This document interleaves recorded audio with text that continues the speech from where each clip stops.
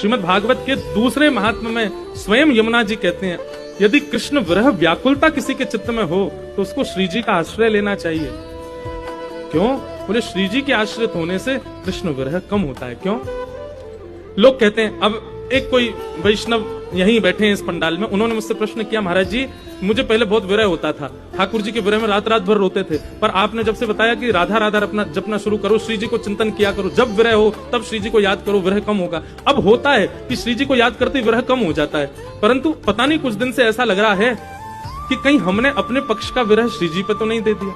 नहीं, आप अपने पक्ष का विरह श्री जी को नहीं दे रहे हैं, तो विरह क्यों नहीं होता श्री जी का नाम लेने से ठाकुर जी का?